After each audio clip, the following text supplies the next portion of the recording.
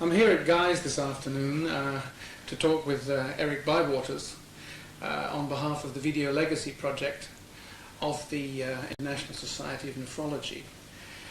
Of course, we all know that Professor Bywaters contributed hugely to rheumatology, but in this presentation we want to concentrate on the 1940s particularly, when he made a very notable impact in our specialty, nephrology.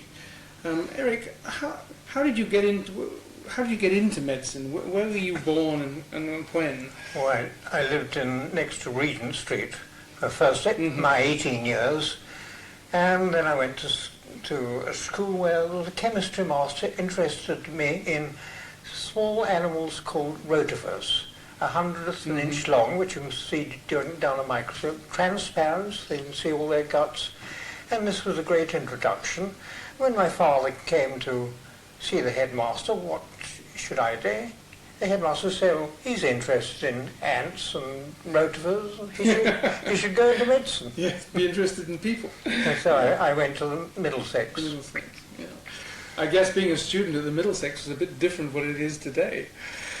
Yes, I haven't been back there much. I worked for about 3 or 4 years after qualification in the biochemistry, pathology, hematology labs, and saw patients occasionally of my own volition.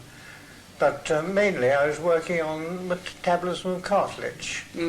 And one day Walter Barr from the MGH in Boston came over and asked me why I was fiddling around with cartilage from rabbits.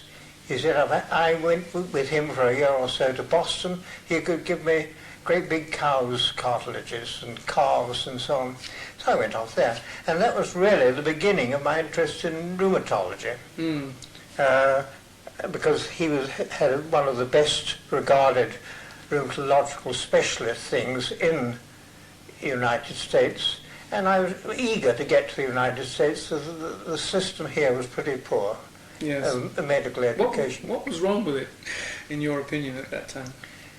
Well, it hadn't changed for about 100 years, really. As we said at lunch, the chief clinician came in at the door, welcomed by all his acolytes. Acolytes, that's right. And it was very old-fashioned, and science wasn't into it. A bit of science occurred in special blocks owned by professors of biochemistry and hematology. That was about the only science which went on. I guess you went to Boston by boat like I did to New York. Yes, that was and but we've been back many times now, but not by boat. But that was a very important thing for you. It really changed your career, going to Boston. I think so, because by the time I was ready to come back, the war was looming, so he came back early.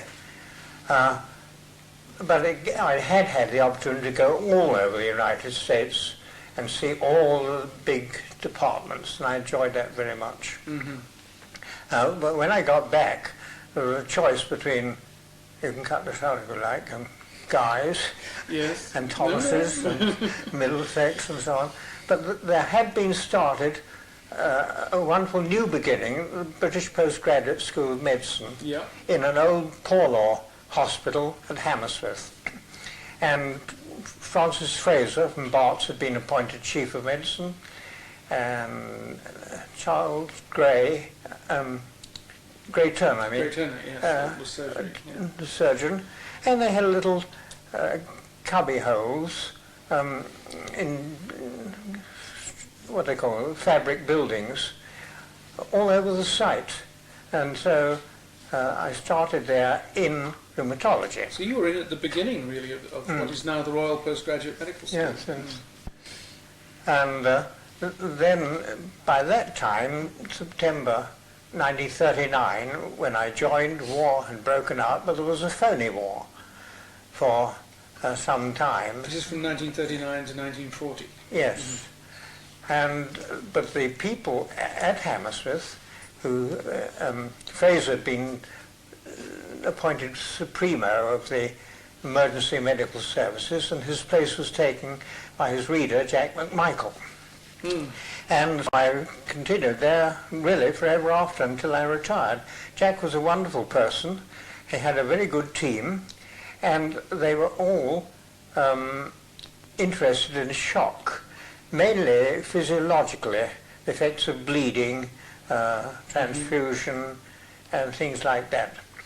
And was that because the government was interested in the research on that, or was that a preference that Jack McMichael had himself? I think that was a preference which he had. He was primarily a cardiologist. Yes. But Peter Schaefer was there, Otto Edholm, and a number of Sheila Howarth, who's now Lady McMichael, and Sheila Sherlock. A lot of people were in there at the beginning, and they were working on bleed. They often their bodies for bleeding and retransfusion and so on. Yes, there was a lot of that in those days. People went through all sorts of things that would nowadays be utterly unthinkable in terms of experiments. So I had charge of beds and so on, and it seemed to me that my whole life was changed when we got the bombing. And that began in that September. was September the 16th, 1940. Dated to the day. Yes. On that day, 2 people were admitted who had been buried underneath debris and had been brought into hospital. They were all right, blood pressure okay, everything.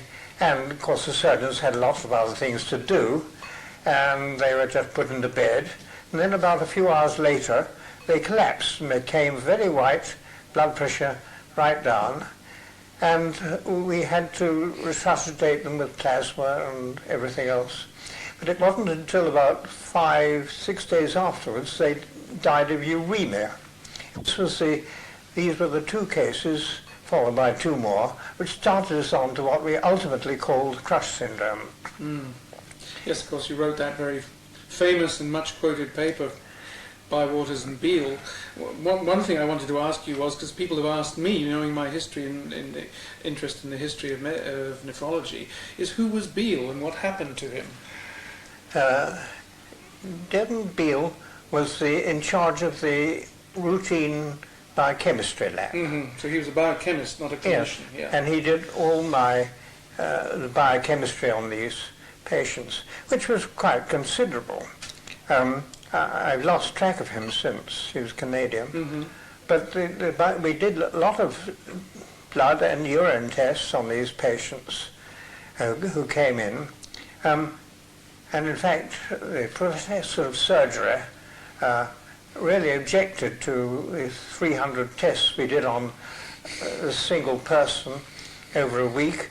And of course he reckoned the systolic and the diastolic pressure, the 2 things and so on. And he told a lecture where I was giving the audience that I was misusing my powers doing all this on injured people, biochemistry and blood pressures and everything else. And he counted them up. He said I'd done so many. And he said this in front of an audience of army medical officers and so on in the lecture theatre where I was talking. And he said, I won't ask you to see another patient of mine again or come into my wards. Wow. People were blunter in those days. Yeah. But it's interesting. He was a fine surgeon. He'd been invited down from Newcastle, but he was a loner. He had no idea of teamwork at all. And of course that was the beginning of teamwork, really, in the London hospitals.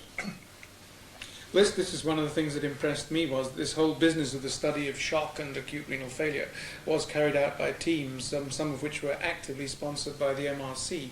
Maybe come back to that in a minute. You also studied, of course, the pathology of the patients and particularly their kidneys. Now, with your pathology training, you did your own postmortems, I believe.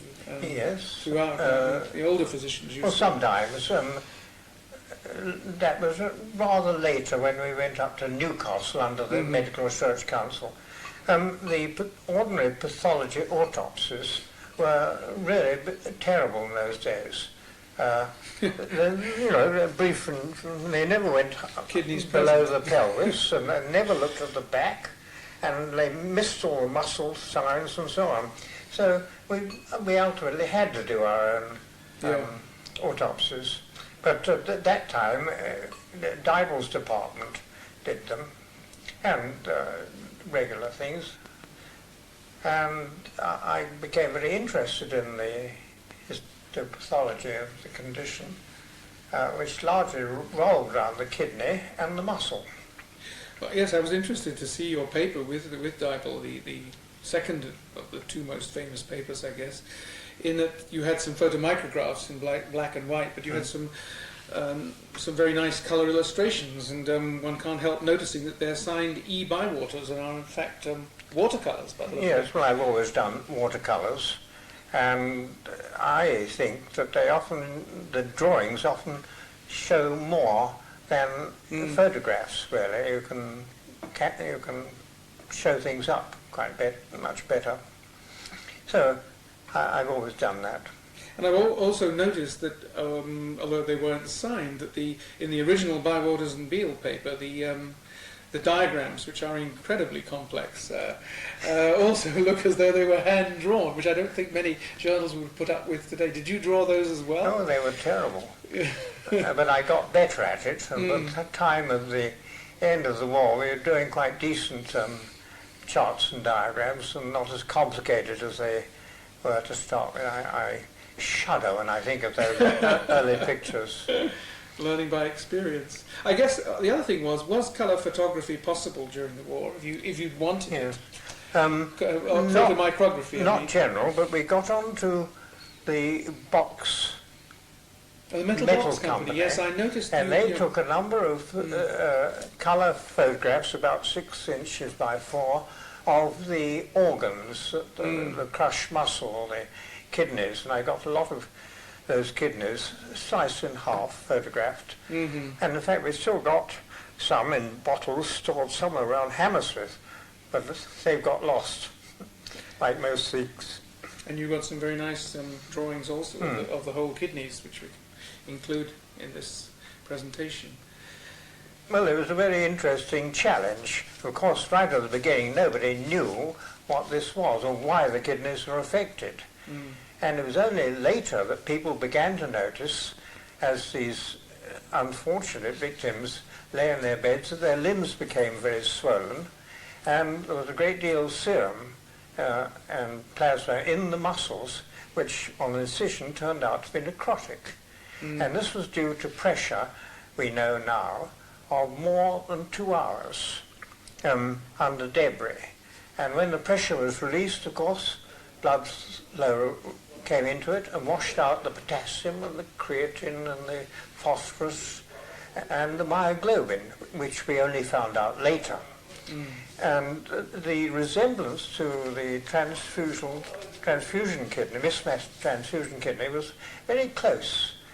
And so we began looking at the muscle pigment. Yes. One time I left a solution of this human muscle pigment in the fridge, and it crystallized out. That was the first. And I think we were one of the first people to crystallize myoglobin. And then we did have the use of a small pocket spectroscope. We didn't get a reversion one until much later.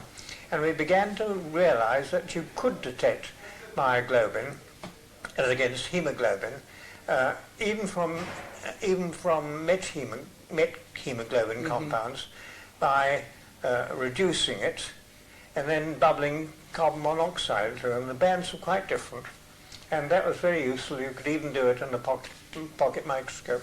So you were the first people, in fact, to prepare myoglobin in reasonable purity I think so, yes. from in this study. You emphasised right at the beginning the question of urine acidity promoting the precipitation of this stuff. Where did that come from? I mean, how did you know to go for acidity as a major factor? But in terms of precipitation, I mean, hemoglobin precipitates more readily in acid Yes, solutions, indeed. doesn't In it? alkaline, it's quite soluble. In fact, much more soluble than hemoglobin. And we were puzzled sometimes why we didn't find myoglobin in the serum.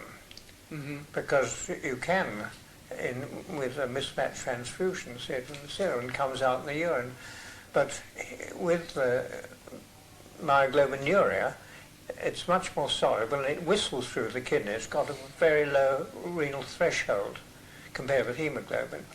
And so unless you've got a specimen right at the release of the compression or tourniquet if you're working with rabbits or other animals. You never saw it in the blood. Until we've only got one patient who showed myoglobin in the serum. We got him very early. It was a machinery accident in Newcastle, and it was plainly visible for a very short time. The reason I ask about the acidity is obvious. It was the question of treatment with bicarbonate infusions, which Yes. maybe we can come on to in a minute, and which has been used very successfully by subsequent generations. But one of the things that's always puzzled everybody, I think, and may have puzzled you, was why this... At that time, you thought you were describing this syndrome for the very first time, I think. Yes. But then later you found that there were extensive descriptions in the German literature. Yes, the lull came in the Nazi bombardment about late 41, I think it was, and we had time to do some animal experiments where we showed in rabbits that tourniquet compression produced all the symptoms of shock after release, but no myoglobinuria. It was very simple. The rabbit's muscles we were compressing don't have myoglobin. But when you injected myoglobin into the animal and with acidosis, even without any compression, you could get a pretty good picture of a crush syndrome kidney. So you actually proved that myoglobin was the toxic substance by direct... It had been hinted at by one of the people after the First World War. There were, I think, 126 cases in Germany recorded by Frankenthal in 1916, and it went into the German textbooks, and then there was an earthquake at Messina, described by von Kalmers, and later by Minami, and I think Minami mentioned the possibility of myoglobin, but nothing of the crush syndrome was seen in any of the post-war surgical textbooks. Because it seems to me very odd. I seem to remember in one of your papers you mentioned that one case was diagnosed retrospectively amongst the Allied troops in the First World War. But yes. It seems very odd that the Germans were on the ball and we were totally off it during that period. I don't know why Germany was before that First World War the peak of medicine. They were really. just better than we were.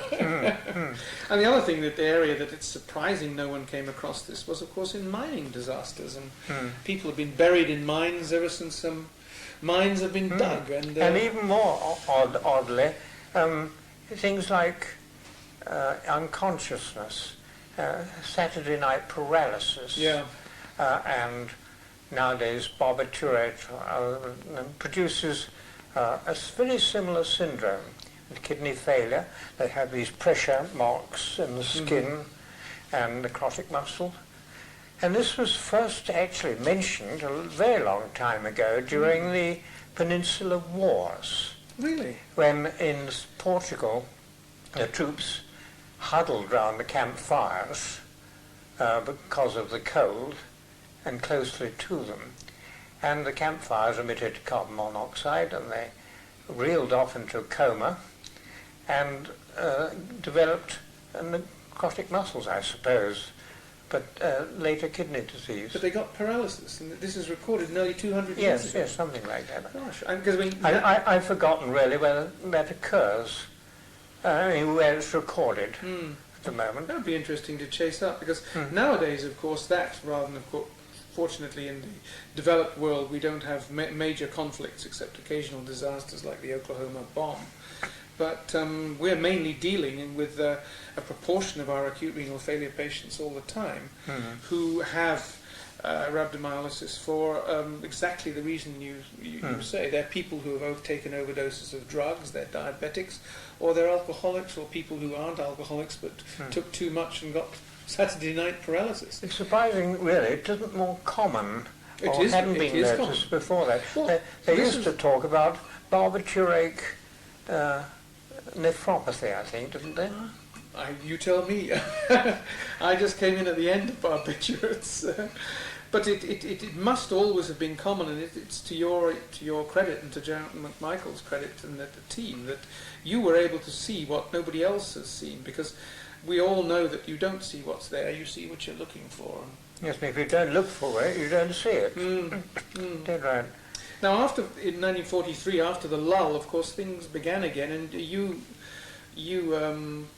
became more active and went up to Newcastle. We had a lot of cases, and of course other people in London and other bomb cities had lots of cases too. And there was a big struggle right at the beginning with the MRC and the Medical Research Society meetings of what this should be called. Should it be called compression injury, which is reasonable? And we finally settled in terms that we call ischemic muscle necrosis. Although most people refer to it as crush syndrome, because that's the word we first used. We like the Bywaters term, I think, most of us. Well, it's been eponymically named too. But I liked your description of rushing around to these various places, even sort of hiding under the post-mortem table while the bombs fell when you were doing your that was in the South London Hospital for Women. There was a wonderful woman surgeon there who was really like a physician, and she got on quickly to our idea of treatment and gave her patients lactate right from the first, preferably because it should be done before they're decompressed, as it were. But water and bicarbonate or lactate by mouth, it forms the basis of the therapy, about which perhaps we can talk later. But it was really fun in a way. I used to be woken up at home, and a car would come. The MRC had set up a mobile team, and I think the Wrens or somebody like that ran it. And of course there were no signposts, there was no light. I should explain for our American colleagues that the Wrens were Lady, what was it, the Women's Royal... Was that the naval lot? Yes. Well, the army equivalent of that. And the ATS. Yes, that's jolly good. God, my memory's going. Oh, they're nice girls, and they were wonderful, charting us round to Norfolk and places in London, and I think once we went down to Weston-super-Mare.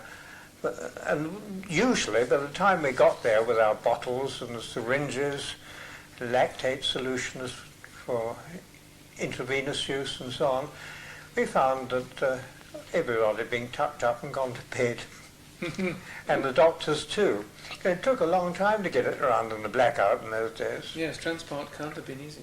But you actually moved up to Newcastle, did you, to following Grant? That was another MRC thing. Yes. Grant was looking at the physiological aspects of shock in Newcastle with a good team, including Rasmus Barlow and various other people. And he decided in early 44, I think, to go out abroad to Italy, I think it was, and observe things at first hand. On the battlefield? Or near the battlefield. And so the MRC asked me to take over that, and so I went up there, and we had Rasmus Barlow was a wonderful help. He knew everything about the Newcastle hospitals because Grant had blazed the way. He got the goodwill of the physicians and the surgeons, and a wonderful pathologist called Bernard Shaw, who was very helpful. Not the Bernard Shaw, but another one. And we took over two of his labs, and we had quite a big team up there, including, for instance, Wittgenstein, who had been employed by Grant, having left his job at Guy's as a, I think, post-mortem attendant. I think he was well, we know him as a pharmacy porter, but he may have done several other jobs. Yeah.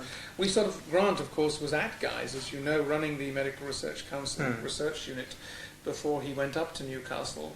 And as I understand it, Wittgenstein came here because, as a conscientious objector, he didn't wish to serve. And he certainly was for a time in the pharmacy, and indeed there's a plaque outside the pharmacy, Perhaps that was it. saying that he worked here during the war. But I gather he cut marvellous frozen sections, which for a philosopher is not too bad. Yes. He gave up his chair and went to Guy's, then with us in Newcastle. But we found it very difficult communicating with him. Yeah, that's interesting in view of what his special study was in philosophy. And we never got We won't get into that. through onto philosophy either. No, I suspect you wouldn't have escaped, had you? Yeah. Of course, if you've got renal damage, giving too much alkali, either by mouth or by vein, can be dangerous. The other thing we talked about a bit was some of our patients developed very high potassium and got cardiological abnormalities. We suggested we should use insulin, I think it was, to put the glycogen back into muscle, which would take potassium back. But this didn't catch on much. And really, the whole thing finally was solved by the dialysis machine. So you came back from Newcastle to the house? Well, yes, but by that time, end of 1944, the V1s, the doodle bugs, and the V2s, the big ones, were coming down. Werner von Braun's specials. Werner von Braun's specials, yes. yeah. And they were coming down all over. And you had a little bit of notice with the doodle bugs. You stopped the whirring, and then later it exploded, so you couldn't time to take shelter, which we did. And as you remarked, once time under an autopsy table or any other convenient shelter. And that produced a great crop. The V2s gave you no warning, they just came out of the sky. That's right. But we then had quite a lot of patients around London. Fortunately, Hammersmith wasn't really hit at all during the war. I lived there part of the time. A pig was killed in a field nearby, and a bomb went off on the railway line, the tube line near us, which threw me out of bed and broke a window, but nothing else. So we were able to get on with these things very peaceably. I remember the first night of the war, we all slept in the shelters under the main hospital corridor, but after that nobody worried. The main trouble was in London, and it started again badly in 1944. So we were then able to put into action what we had pondered in Newcastle about traumatic anuria and crush syndrome, and try to get people to resuscitate these people, having previously hydrated them and made the urine alkaline rather than acid. And were you successful in that? Did you? One or two cases we got there in time. I illustrate them in rather better drawn charts. And in fact, Rasmus was going to do a whole lot of them. But we haven't had time to do those things. I put most of the charts and records and some of the slides into the Wellcome Historical Museum for archival purposes. But the main problem was really getting there in time and getting the doctors to give the treatment in time. Is that correct? Almost impossible. It's still the same problem. I don't think things have changed very much. Government issued a leaflet like that. I don't suppose anyone read it. I mean, this still happens. I mean, we had a chap whom I'm glad to say we were able to treat successfully. He was admitted having had both legs crushed in the tube. And immediately he hit here. He had an alkaline diuresis, like Uri Better's work in Israel. He didn't go into renal failure. Now, obviously, no one can prove that that was the result of the alkaline diuresis, but he was very badly traumatized with major muscle groups. So one can achieve this, but one has to get in, as you say, very, very early. But and of course there was no treatment for anuria. If they became anuric, I presume they just died from all the usual things. Yes, you couldn't. If the damage was small, they recovered after about 2 or 3 weeks. But and we saw some of those in a disaster we investigated in the tube entrance in Bethnal Green. When the bomb warning sirens started, everybody rushed down to the tube shelter all over London. And here in Bethnal Green, a large number of people rushed down, and somebody fell, and the whole of the entrance steps were absolutely crammed with people, and some died of suffocation, a number died, and we came down and looked around the local hospitals, so most of them were all right, but some showed signs of pressure necrosis. I think 2 or 3 showed uremia, and I think 1 recovered, and so on. It depends on the extent of the injury and the amount of acidosis, and so on. Brings to mind the Hillsborough football disaster, of course, where people were crushed against the barrier, and of course people died of crush injury, of Bywaters syndrome after the Moorgate tube crash 15 years ago. I hadn't heard about that. There were at least 2 or 3 deaths of people in anuria from multiple injuries, including the crush syndrome. But of course, on the horizon was a brand new treatment, and you were involved with this almost at the beginning. Yes, we'd heard about 1943 or 1944 that in a small village in Holland called Kampen, there was a general practitioner who, despite the German occupation, had managed to knock together with sausage skin, slats, and a bit of a motor engine, I think, a machine which later called artificial kidney, and that was Kolff. And he was a marvellous chap, doing it all on his own, and he dialyzed, I think, by 44, when that monograph I showed you finished.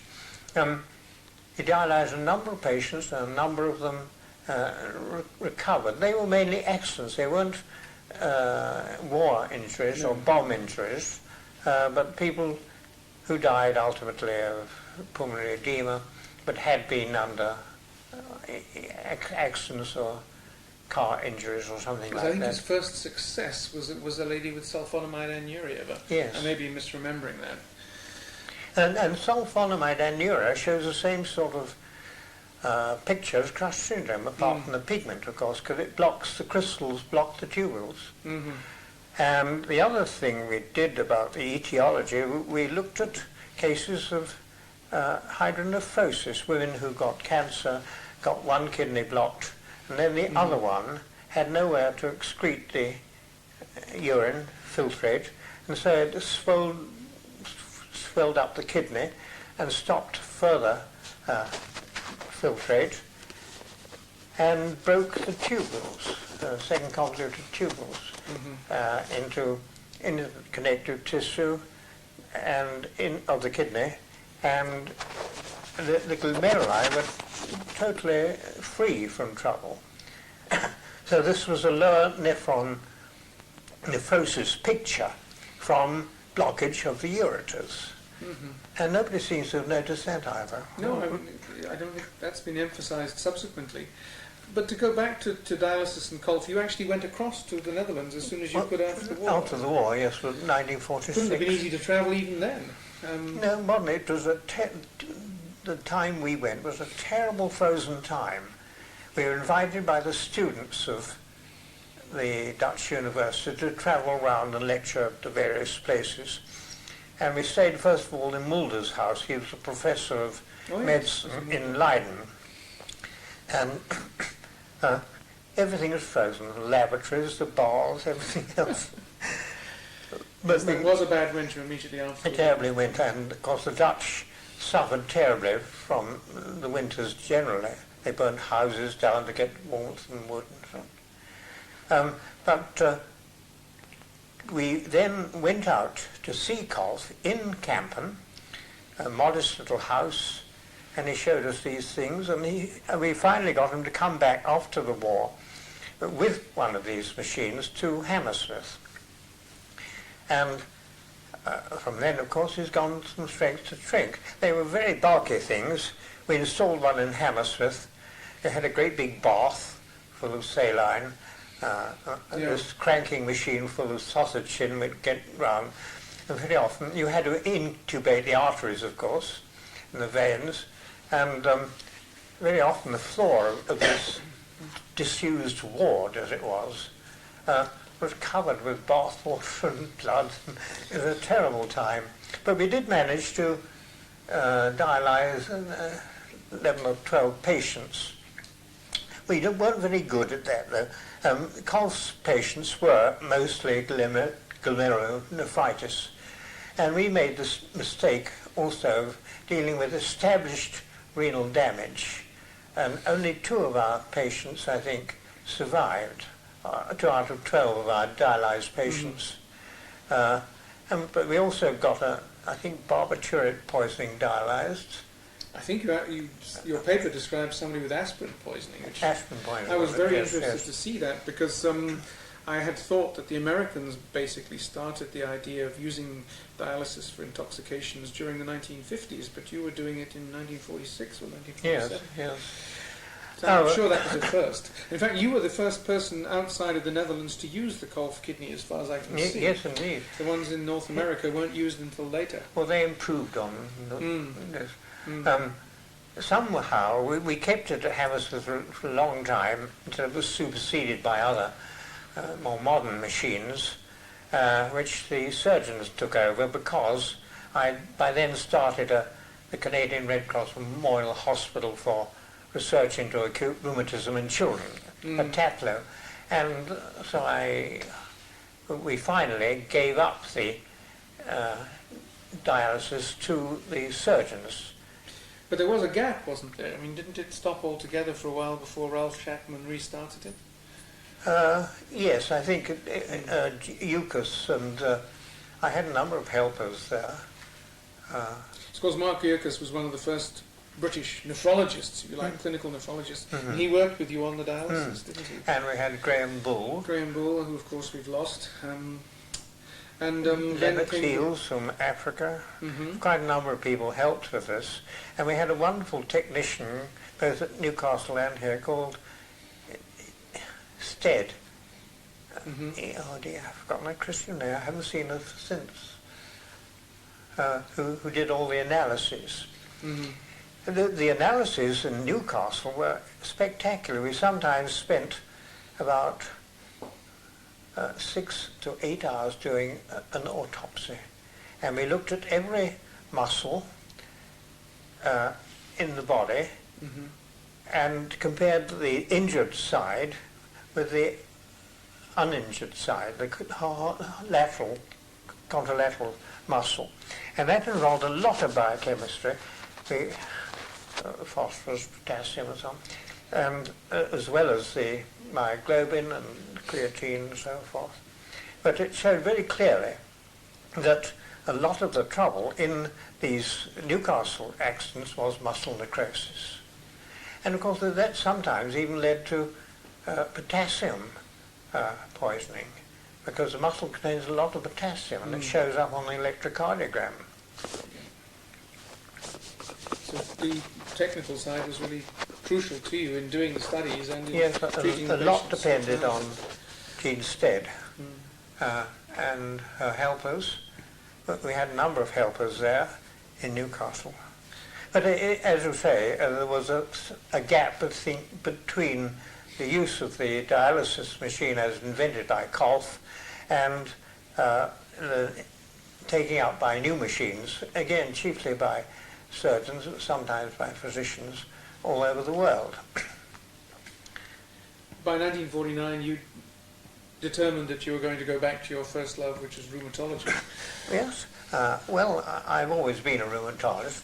Of course, rheumatologists have got quite a lot of kidney interest in it. Oh, yes. Lupus, we followed up about 100 patients with lupus at the MGH in 1937 to 38. And then, as you remarked, we've got Enoch Schoenlein purpura. We saw a lot of that at Taplow in children, usually in the springtime, who have never solved, I never managed to hear how that came about. But most of them recovered all right, minor degrees, and only a few died. And then there's the systemic sclerosis, kidney, and rheumatoid arthritis itself has kidney disease with vasculitis, with amyloid, and She works a lot with amyloid substances. yes. In juvenile. We never got as far as the recent people up at Northwick Park. They've done wonderfully. Yes, it's become a real science now. Mm. And of course, gout, one of my loves. We had a lot of rheumatology and nephrology. You see, the antidote to the gouty diathesis was again discovered in 1949. Mm-hmm. And so that took a long time to be implemented, but from that time onwards we never saw the gouty tophi either in the fingers or in the kidneys. There used to be enormous deposits in the kidneys sometimes. That's right. So even in rheumatology there's quite a lot of kidney disease. But you must have met a number of the nephrologists or the embryo because of course nephrology hadn't been invented at that time of the day. I mean, I think you met Homer Smith, for example. I met him in New York, yes, Mm-hmm. because when I was there for a year and a half before the war, Walter Bower encouraged us to go round and see people. I always remember him, a very stately person, but I took a photograph of him, and my children, when they got home, coloured his nose bright red. I'm not sure that Homer Smith would have appreciated that. I also met the lupus people, George Baer in New York, Yes, who was foremost in talking about the kidney changes there. yes, indeed he was. And Described him for the first time. mainly in the Jewish hospitals, Libman. Or Liebman was Sachs, very good, Epinitis, yes. I briefly met Sachs, but I spent some time with Libman and George Baer, who was a very impressive person. What about the people in London? I mean, at the London, for example, and Ellis and people like that. Well, I remember going to see him and Dorothy Russell and discussing the various classifications of glomerulonephritis and so on, but I never visited them for any length of time. But when crush syndrome started, I did see something of Winton. Winton. And he was a nice, jolly fellow at UCH, I remember, and we didn't get very far with the problem, I think, then. This was the very early days in 1941. Everybody got various theories about this. Mostly it was a vascular problem or this, that and the other. But he was a nice enough chap to talk to. And also from there, we did some work with Rewington, who was the porphyria hemoglobin man. And he was very nice to work with, and his name lent a lot to our work on identification of myoglobin in crush syndrome urine. Yes, he was a nice chap. You also mentioned, going back to the States again, Gamble. No, I never met Gamble, I don't think, Oh. somehow or the other. I knew his diagrams. Oh, yes, the Gamble-grams. Yeah. I don't know whether they're still going, but In one way or another, yes. They still are. well, it's a great concept, really. Yes, he's certainly a very well-respected figure, especially the people he trained in the United States. Well, I think we've run you through your nephrological Well, I think theory. I've done most of the... We were very sorry to lose you to nephrology, but nephrology's loss was rheumatology's gain, and I think we've enjoyed talking with you this afternoon, and I'd just like to thank you for coming along and telling us about what happened during those dark days of the war, and I'm continually amazed at what you were able to achieve, and very few people who've not experienced war can perhaps realize how difficult it must have been for you to do science at the degree that you did, and to sew up a problem of such complexity during the wartime years when the Nazis were battering this trying to batter us into submission, which I'm glad to say they failed to do. Thank you, Eric Bywaters. Thank you very much for your interrogation, very kindly interrogation. Thank you.